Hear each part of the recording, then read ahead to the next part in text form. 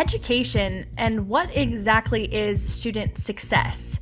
Next, we're going to look at investigations on how much Bernie Sanders has spent with campaign funds on his anti-oligarchy tour. And finally, America's talking. This is the Center Square Daily for Thursday, May 28th, 2026. I'm your host, Esther Wickham, standing in for Greg Bishop. First, looking into student education. Across the country, there's been questions about student success, academic proficiency, and what exactly does it mean for students to perform and do well, and what does that mean for the future of education? Specifically in the state of Illinois, the Illinois State Board of Education has changed what the rating system for public school attendance is. For example, last school year, about 25% of Illinois students were considered chronically absent, meaning that they missed 10% of the school year. For comparison, the national average for chronic absenteeism is only 22%. Now, critics say that the attendance change is arguing that this makes school performance ratings less reflective of student engagement.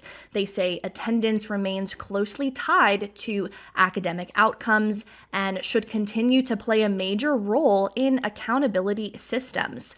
Supporters of these new changes say that the previous standards did not always accurately reflect college and career readiness, and that schools should not be overly penalized for factors that may be outside of their direct control. Now, the debate comes as Illinois continues to face academic challenges. State data shows that only about half of students are proficient in reading, and math proficiency is below 50%. According to the Illinois Policy Institute, they found that Illinois' education budget increased by nearly $4 billion over the last decade, while the number of students enrolled in public schools decreased by 177,000 during that same period. So these states are losing students, enrollment is declining, while education funding is increasing. At the same time, student proficiency records are plateauing and decreasing over time. At the same time, we're going to look at Wisconsin. Within the state of Wisconsin, education leaders are launching what is called a, quote, portrait of a graduate initiative. And this is aimed again at redefining what student success looks like. Now, the effort includes listening sessions, surveys, and discussions about competency-based education. Wisconsin State Superintendent Jill Underly says that the goal is to ensure students graduate prepared to first think critically, communicate effectively, and adapt to change as this ever rapidly evolving economy continues to put students in a tricky spot when it comes to college education, student debt, and even the workforce. Now, critics of this initiative say that this does not place enough emphasis on improving student performance outcomes, reading, writing, math scores, and they point to these national test scores data. Nationally, we're at 30% proficiency, meaning that 70% of students, even across the country, are not proficient in reading and writing and math. And so these two states, specifically Illinois and Wisconsin, reflect this bigger national conversation that's happening with education. And many policymakers and educators believe that these schools should move beyond traditional testing metrics and place greater focus on workplace readiness, communication skills, and social development. Others argue that no, that shouldn't be the focus. Students who are struggling academically need to follow strict guidelines, higher standards, and they've been struggling since the pandemic. And so schools should prioritize core subjects and maintain strong accountability measures tied to academic performance. So a lot going on within the education system within the state of Illinois and Wisconsin, as well as across the country. And we'll continue to follow developments on this story. Like this and more, you can go to our website at thecentersquare.com. Next, moving over to an investigation done by our investigative reporter. for the center square. He looked at what exactly Bernie Sanders is spending on his anti-oligarchy tour coming out of campaign funds. I'm joined here with our investigative reporter, Mark Strickers. Mark, thanks so much for joining us today. I think first it'd be interesting for you to kind of break down the so what. Why is this important to know that Senator Bernie Sanders has spent over $600,000 on in elite travel and elite spending on this anti-oligarchy tour? Senator Sanders presents himself as a blunt, no-nonsense crusader against oligarchs. Let's just say powerful, wealthy people, like Elon Musk, the Tesla founder, and yet Senator Sanders, through his campaign arm, has spent more than $600,000 on four-star hotels, chauffeured cars and limousine services, and most of all, private jets. Spending that does cut against his image, and frankly, something that he does not mention at all as far as his own personal wealth. I mean, Senator Sanders is worth more than $1 million, according to Quantitative, a site that tracks lawmakers' fortunes, as well as the fact that his wife, Jane O'Meara Sanders, is a former university president. This is not somebody who's struggling economically. No longer. Really interesting story.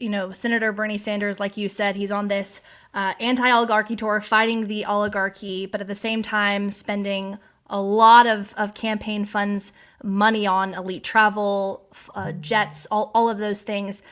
Walk us through, how you found this information. What was that process like to get this information, and why do you think this is important for taxpayers to know how much he's spending on this tour? I found it just a couple of months ago, going through the old records of the Federal Election Commission, and looked at the Friends of Bernie Sanders, as I mentioned, his campaign arm, the organization that pays for his campaign expenses since last year, January 2025. And I saw a expense, fairly small expense, $260 for Royal Limousine Services of Missoula, Montana. And I thought, this is unusual. You don't hear about Bernie Sanders paying for limousine services. Maybe it's him, maybe it's somebody else, you don't know.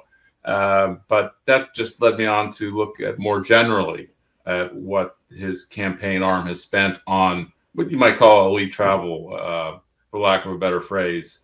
And while some outlets, especially conservative ones, have mentioned that Senator Sanders does spend on private jet travel, they haven't looked at also how his use of four-star hotels, which are elite. I mean, 1.5% of all hotels in the United States, North America, in fact, are four-star or four diamonds, as it's now known, or as well as chauffeured cars or limousine services.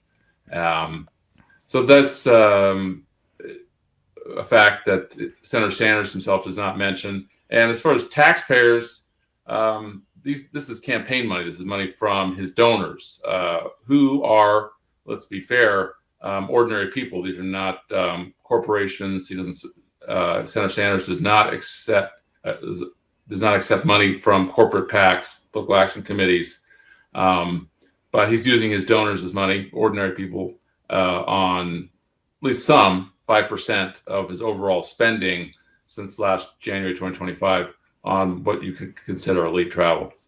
Yeah, and we have a graphic here showing what you kind of broke down for us in your investigative reporting. We have here, over almost 600,000 for 11 private jet trips, up to 17,000 for, chauffeured cars, limousines, almost 30,000 for four-star hotels 15 times. This is a lot of money coming from his campaign funds. Mm-hmm. What are your thoughts when it comes to that dichotomy between this anti-oligarchy tour, as you said, this democratic socialist fighting and railing against billionaires, but he's spending, so much money on campaign funds, on these luxury hotels? What do you make of that? He does it for two reasons. One is it's just personal, like anybody else. He likes, most people, he likes luxury items when he can use them. I found a story from 2016 in which he stayed at, actually it's about a 2 or 3 star hotel in near Palm Springs, California, in which It was called Two Bunch Palms. He stayed there for 2 nights when he was running for president in 2016. And his spokesman said, yes, the place, the hotel, Two Bunch Palms, had a really nice vibe. His spokesman said Senator Sanders enjoyed it. So that's part of it. It's personal for him, but also it's structural. It's very difficult nowadays running a national campaign, quasi-presidential campaign, by not using private jets. I talked to Democratic strategist Joe Trippi, who helped run former Vermont Governor Howard Dean's campaign in 2004, for some of our older readers and more knowledgeable ones, perhaps. And Mr. Trippi said that nowadays, if you're a national candidate, you pretty much have to use private jets to get from one place to another. You can't do multiple events in one day without them. I guess I questioned that a little bit because I recall former President Bill Clinton and Al Gore, as well as even Senator John McCain in the 2008 campaign, they would go to multiple tours on a bus. But Mr. Trippi said that no, really, you can't do that anymore, that you have to use private jets if you want to make a lot of events. Yeah, that was really interesting how you highlighted this shift from the 2016 presidential election and how elite travel seems to be, it's not even a political thing or a partisan thing, right? You highlighted in the Sherpa report, there's Surgeon Ben Carson, Senator Ted Cruz, and also Sanders using luxury hotels, private jets. And like you talked to Joe Trippi saying how it's not really practical to try and do 2 rallies in 2 different states without using a private jet. Waiting in line for TSA is going to take a long time. It just makes sense to pay that extra money to have that elite travel so you can get to your locations faster. Now, last time you were on the show, we talked about Pennsylvania Governor Josh Shapiro spending money on elite travel. The last question is this the new norm for congressional members, for those in leadership, using campaign funds on elite travel? Like you said, it's the personal preference, but is this going to be something that we're going to see continuing kind of nationally? And even though it's making some people upset, it doesn't seem like it's changing anytime soon. I think, I don't know if it's been the new norm. It's been the norm for about a generation, you might say. Maybe the press hasn't picked up on it or ordinary folks have, but yes, candidates, especially presidential candidates, use private jets. I talked to Mr. Trippi, and he said back in, I believe it was the late 80s, Senator Reverend Jesse Jackson, he picked up an old private jet that Mr. Trippi's candidate, Richard Gephardt, congressman from Missouri, used. So this has been going on for a while. And let's be honest here. I mean, President Trump was given a custom 747 Boeing by the Middle East nation of Qatar last year. And President Trump flies around on his own 757. Let's just we got to put things in perspective about how presidential candidates travel around nowadays. Yeah, we'll greatly appreciate your reporting. Thank you so much for joining us. Mark Stricker, investigative reporter for the Center Square.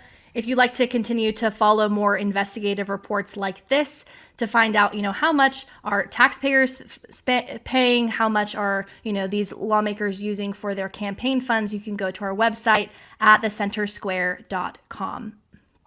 Next, quick hits from America's Talking, looking at headlines from across America. If you would like to read more of these stories, the articles will be linked in the description below. First, starting out with the state of Michigan. Now, many Michigan House Republicans passed a package of bills aimed at lowering housing and utility costs, including eliminating the state property tax, freezing electric rates, and cutting other fees, which they say this could save families up to $1,400 annually, though the Democrat-controlled Senate is unlikely to approve this partisan plan. Next, in the state of Nevada, Nevada's open 2nd congressional district race ahead of the June 9th primary has centered on issues including public land sale, AI data centers, energy and water use, campaign spending, and national debt as Republicans and Democratic candidates continue to compete for the finish line. Finally, out of the state of Pennsylvania, Pennsylvania Governor Josh Shapiro announced voluntary standards for data center developers seeking state support, while Republican lawmakers introduced bills to repeal tax breaks and allow local moratoriums amid growing concerns over the industry's impact on energy use, water resources, utility costs, and nearby communities. If you're interested in looking at more stories out of these specific states, you can go to our website at thecentersquare.com. Well, from my studio here in Southern California, thank you so much for joining us today. I'm your host, Esther Wickham. We'll be back on Friday, May 29th to look at more stories that impact you, the taxpayer, here on the Center Square Daily.